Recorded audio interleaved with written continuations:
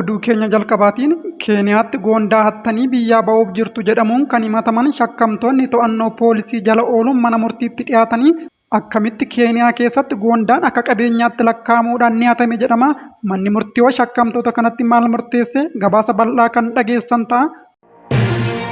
Oduu keenyatti aanuun ammoo uffata poolisii uffachuudhaan poolisii fakkaachuudhaan nama sodaachisanii kuufama warqii dheedhii birrii miliyoona 10 baasu kan fudhatan to'annoo poolisii jala oolanii namoonni kunis erga to'annoo poolisii jala oolanii manni murtii falmii bitaa mirgaa ilaaluun murtii kenneera. Murtoon mana murtii maallaa kan dhageessan ta'a. Oduu keenyatti aanuun ammoo mootummaan Ameerikaa imbaasii Eertiraatti argamu dabalatee imbaasiiwwan 10 cufuuf karoorfachuun ibsame. Mootummaan Ameerikaa maaliif imbaasota biyyoota garaagaraatii qabu cufa? Kanas gabaasa bal'aa kan dhageessan ta'a. Akkam jirtu daawwattoota keenya oduu keenya guyyaa irraatiin dhimmootan amma isiniif kaasee fi kan biroo kan dhageessan ta'a. Kanaafuu viidiyoo keenya laayik, sheer, sabskiraayib akka gootan kabajaan isin gaafachaarra gara bal'ina oduuttan darba.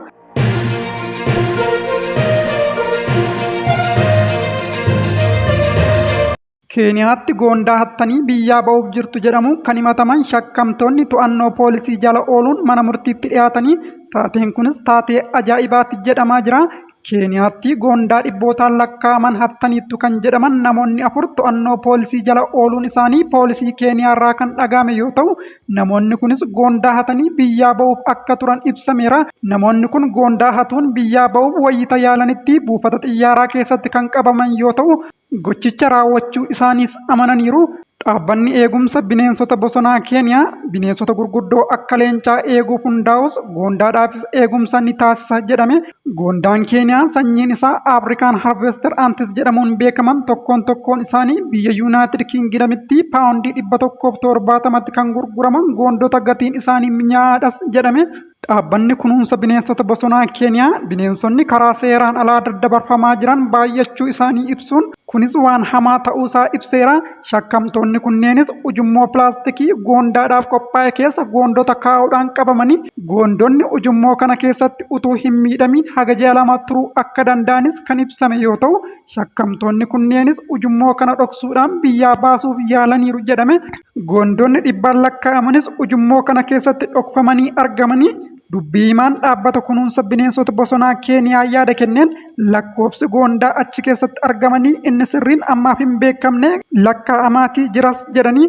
Shakkamtoota arfan goondaa Keeniyaa biyyaa baasuuf yaalan keessaa namni 2 lammii Beeljeem, namni 1 lammii Veetinaam yoo ta'u namni 1 immoo lammii Keeniyaa ta'uunsaa beekame. Namoonni kunneenis goondota kana gara Awurooppaa yookiin Eshiyaa geessuuf qophaa'aa akka turanis beekameera. Barbaachisummaan goondotaa kunneenis yeroodhaa gara yerootti dabalaa dhufeera kan jedhe poolisiin Keeniyaa. Goondota kuusuunis yeroodhaa gara yerootti baratamaa dhufeera jedhanii. Goondota bakka tokkotti kuusuun barbaachisummaan isaa dabalaa kan dhufe yoo ta'u Keeniyaatti goondota kanneeniif eegumsi cimaan ni godhamas jedhameera. Dhaabbanni kunuunsa bineensota bosonaa Keeniyaa ibsa baaseen adeemsi mana murtiitti godhamu kun Keeniyaan yakka daddabarsa bineensota bosonaa irratti ejjennoo cimaa akka qabdu kan agarsiisudhas jedhanii. Daawwattoota keenya taatee kan akkamitti ilaaltanii yaada keessan koomentii nuu kaa'a. Goondaadhaaf jecha mana murtiitti namoota himachuun sirriidha moo sirrii miti jettanii yaaddu? Warri sirriidha jettanii yaaddan qubee A koomentii nuu kaa'a. Lakkii sirrii miti jettanii warri yaaddan immoo qubee B koomentii naa kaa'a. Dhimma kana kanumaan bira darbuudhaan oduu taanutti kanan ce'u ta'a. Oduu keenyatti aanuun uffata poolisii uffachuudhaan poolisii fakkaachuudhaan nama sodaachisanii kuufama warqii dheedhii birrii miliyoona 10 baasu kan fudhatan to'annoo poolisii jala oolanii. Namoonni kunis erga to'annoo poolisii jala oolanii booda manni murtii falmii bitaa mirgaa ilaaluun murtii kenneera.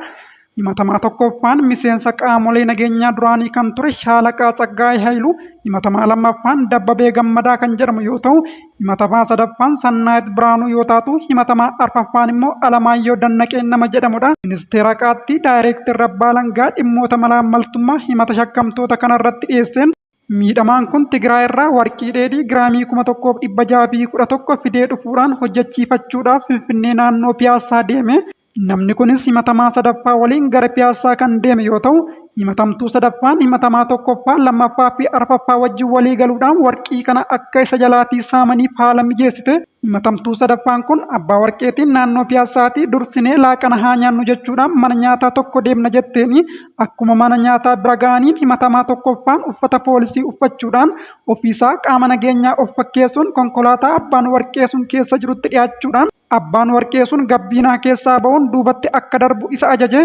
Himatamaa tokkoffaanis konkolaaticha keessa seenuudhaan gabbiinaa taa'ee ittaansuudhaan konkolaataan kun karaa seeraan alaa biyya seene. Konkolaataan keessa jirru kun GPS'dhaanis hordofamaa jira jechuudhaan konkolaataan kun ni hidhama jechuun isaan sodaachisuutii eegalee ittaansuunis himatamaa lammaffaan teessuma duubaarra taa'uudhaan shugguxii baasee mataa abbaa warqii sunitti qabuudhaan sodaachisee warqee dheedhii birrii miliyoona 10 baasus irraatii fudhate.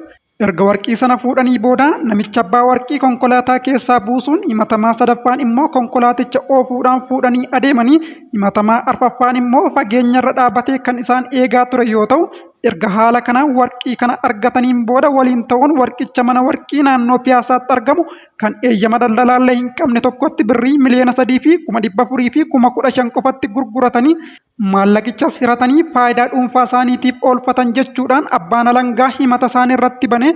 Himanni kunis erga mana murtiitti dhiyaateen booda himatamtoonni himaticha ofirraa ittisuu waan hin dandeenyeef manni murtiis shakkamtoonni kun yakkicha hojjechuu isaanitti murteesse. Balleessaa hojjetaniinis yakkamtoota ta'uu isaanii manni murtii erga mirkaneeffateen booda murtoo isaan irratti dabarse. Ittaansuunis manni murtichaa himatamtoota tokkoffaa lammaffaa fi sadaffaa irratti tokkoon isaanii irratti hidhaa waggaa 20 fi adabbii maallaqaa 30,000 akka adabaman murteesse. Himatamaa arfaffaan immoo hidhaa waggaa 6 fi adabbii maallaqaa birrii 3,000 akka adabamu murteesse. Oduuttaanuun mootummaan Ameerikaa imbaasii Eertiraatti argamu dabalatee imbaasiiwwan 10 cufuuf karoorfachuun ibsame. Bulchiinsi Doonaald Tiraamp imbaasiiwwan Ameerikaa Eertiraa fi Sudaan Kibbaatti argaman dabalatee imbaasiiwwan 10 cufuuf akka karoorfate ibsameera.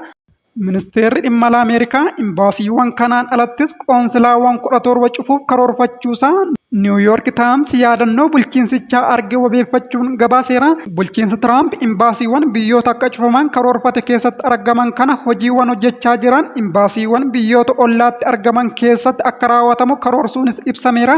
Imbaasiiwwanii fi qoonsilaawwan kunneen cufamuun isaanis qaama tarkaanfii bulchiinsi Tiraamp baajata mootummaa federaalaa hir'isuuf fudhachaa jiru ta'uunis himameera. Imbaasiiwwan bulchiinsi Tiraamp cufu 10 keessaa 6 Afrikaa keessatti akka argamanis beekame.